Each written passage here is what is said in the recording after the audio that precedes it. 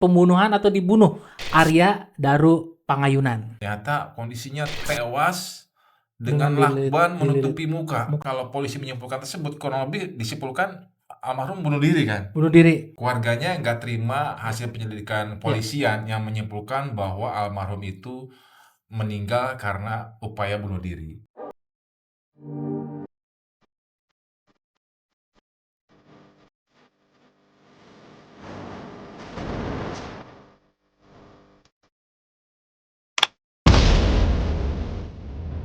Halo Sobat LBJ, kembali lagi di LBJ Viral 24, tempatnya pembahasan mengenai berita-berita yang viral dan juga sedang ramai diperbincangkan masyarakat di media sosial. Tentunya kita bahas secara deg-degan. Nah, ada yang deg-degan nih Mas ya, Betul, karena yaitu kita kasus yang misterius nih Mas. betul sekali. Pembunuhan dari, ya kita nggak tahu nih pembunuhan atau dibunuh Arya Daru Pangayunan. Ya, itu kan masih Betul. tanda tanya ya. Tapi bagaimanapun hasil penyelidikan kepolisian Iya Mas, mengatakan bahwa tidak ada tindak pidana nih nggak ada Mas ya. pada tewasnya Arya Daru Pangayunan. Betul. Dan juga nggak ada nggak ada jejak-jejak lain. Iya, dari kematian diplomat muda ini Mas ya. Betul. Nah, kita bakal kupas tuntas nih Iya, tentang kronologi kejadian, betul. ya kan? Hasil forensik Ya. sampai reaksi keluarga dan juga Ya. teori konspirasi nih. Ngeri nih, ada konspirasinya nih Mas. Teori konspirasi Aduh. bagaimana meninggalnya seorang Arya Daru. Ya. Dan di manakah posisi handphone yang hilang itu yang sampai sekarang belum ketemu nih? Nah, itu penting. Penting sekali. Karena kan kita dari handphone itu kita bisa lihat chat terakhirnya si Daru ini almarhum ya kan ya. Betul sekali. Kita bisa tahu arahnya kemana ini jadinya nih.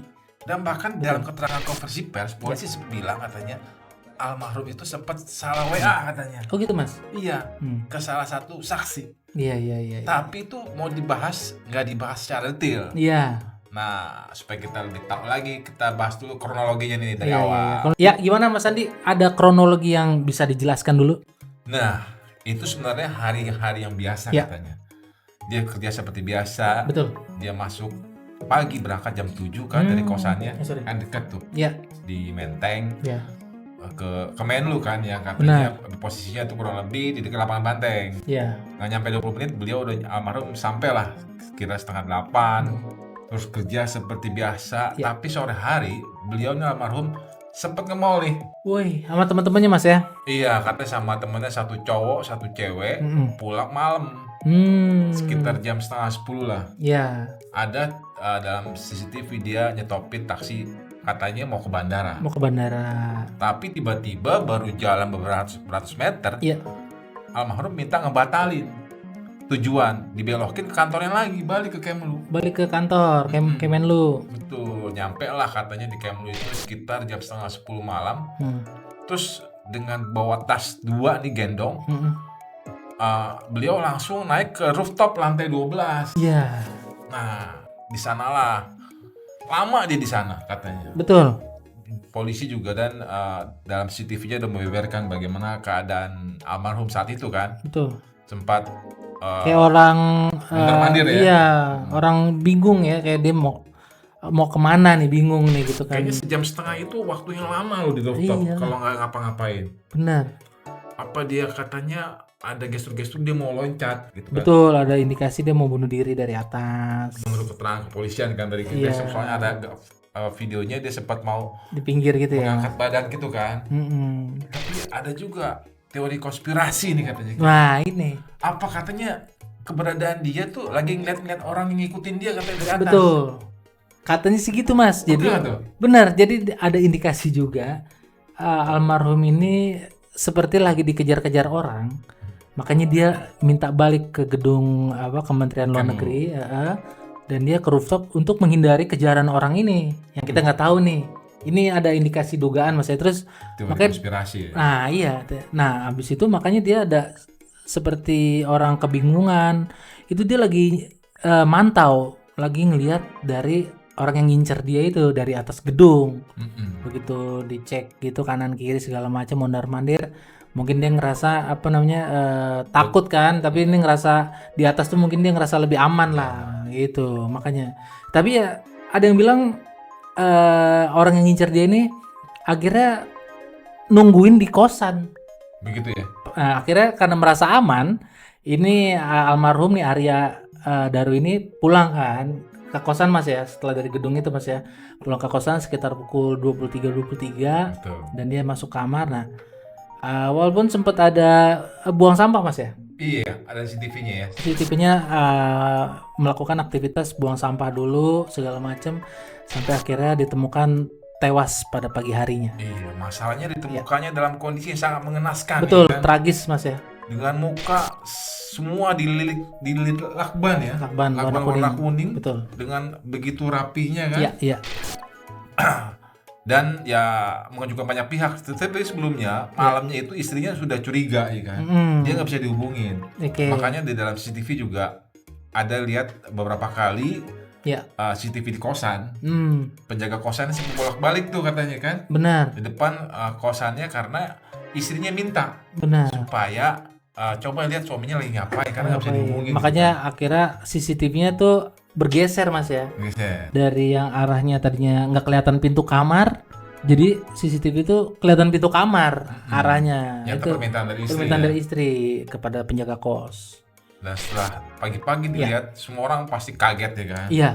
Ternyata kondisinya tewas dengan lakban menutupi muka. Muka Mas ya. Tentunya Tangannya terikat Mas ya? enggak. Oh, muka doang. Masalahnya juga pintunya kamar kosan dikunci dari dalam. Terkunci dalam. Terus plafon juga nggak ada kerusakan katanya ya. Jadi kayaknya untuk ada orang lain yang diduga gitu melakukan pembunuhan terhadap Arya, kayaknya nggak mungkin gitu. Gitu ya. Tuh canggih juga nih. Iya. Siapa nih kita?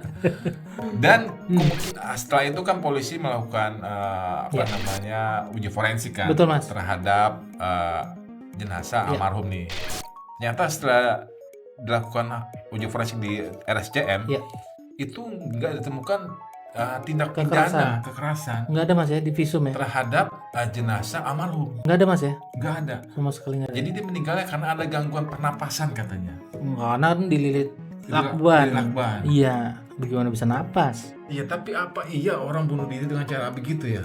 Nah, ini kita jadi misteri banget memang. Kita harus benar-benar ngelihat bukti-bukti yang memang bisa langsung arahnya tuh kepada pembunuhan atau bunuh diri.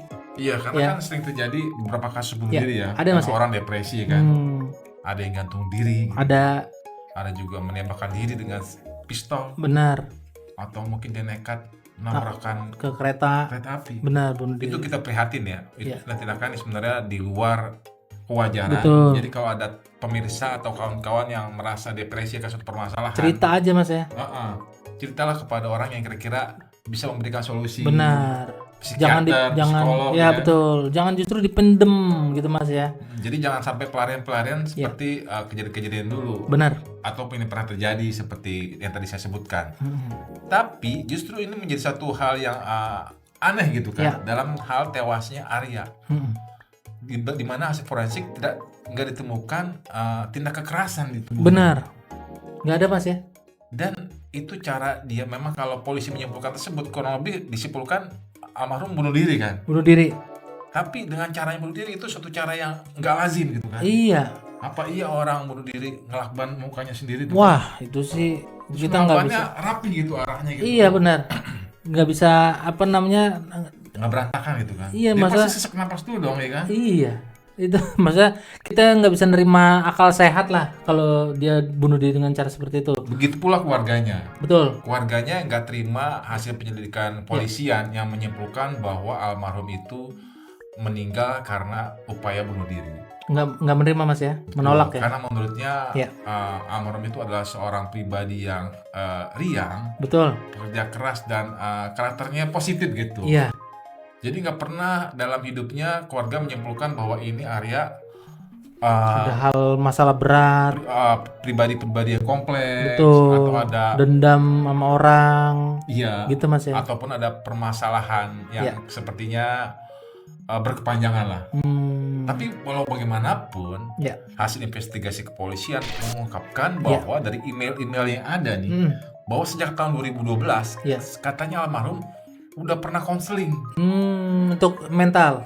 Betul, ke sebuah lembaga yang menangani masalah kesehatan mental. Psikologis gitu Mas ya. Ada dinamika psikologis katanya. Betul.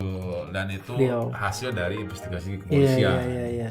Ya itu akhirnya disimpulkan oleh tim digital forensik ini, bilang itu yang bikin dari almarhum tuh kesulitan untuk mengekspresikan emosinya.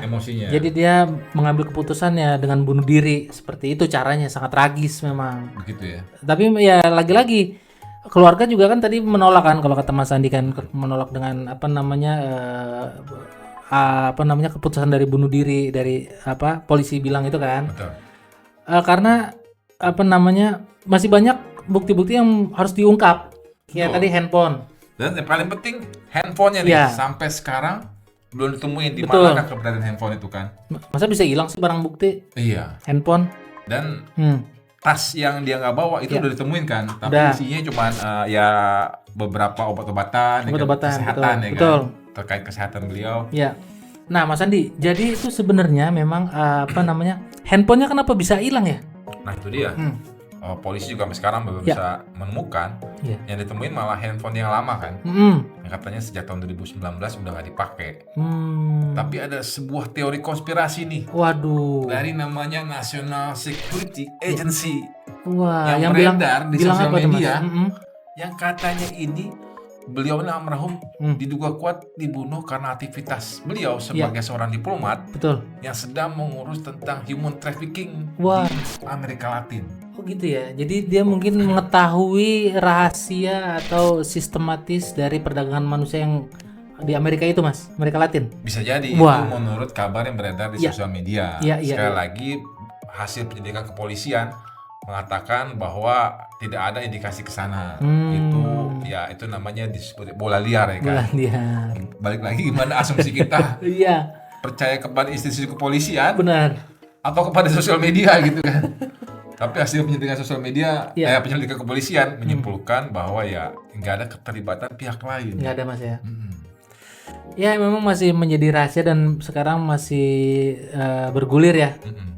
Karena belum ketok palu juga kan dari kepolisian untuk memberikan semua fakta-fakta. Tapi yang jelas posisi handphone terakhir terpantau ada di mana, Mas? Posisinya ada di mall di daerah Jakarta Pusat. Yang kurang lebih posisi sama seperti terakhir beliau tadi ya. Di mall GI. Di Grand Indonesia kan. Dari GI nih. Di Grand Indonesia, bahwa posisinya terakhir handphonenya di sana. Iya. Tapi setelah di sana nggak tahu lagi di mana posisi handphonenya. Nah, logikanya kan handphone masih dibawa-bawa dong sama dia kan. Tapi posisi terakhir katanya handphone berada di mall di daerah Jakarta Pusat. Tapi sampai sekarang polisi belum bisa menyimpulkan lebih dalam. Karena salah satu barang bukti ini handphonenya belum bisa ditemukan. Iya, benar. Dan apa betul teori konspirasi yang diungkapkan oleh National Security Agency ini? Atau memang lebih akurat hasil investigasi dan laboratorium forensik dari kepolisian? Betul. Kita lihat terus perkembangan beritanya di portal kita di Lensa Berita Jakarta. Dan juga tentu di channel YouTube Lensa Berita Jakarta TV. Kita bisa melihat semua berita-berita yang update di situ. Dan semoga terungkap lebih terang. Betul, amin dah. Mudah-mudahan nih, biar cepet kelar nih. Kasihan kita bener sama keluarganya juga. Penasaran jadinya kan. Betul. Dan saya Sani pamit undur diri. Iya, saya Gio pamit. Assalamualaikum. Waalaikumsalam.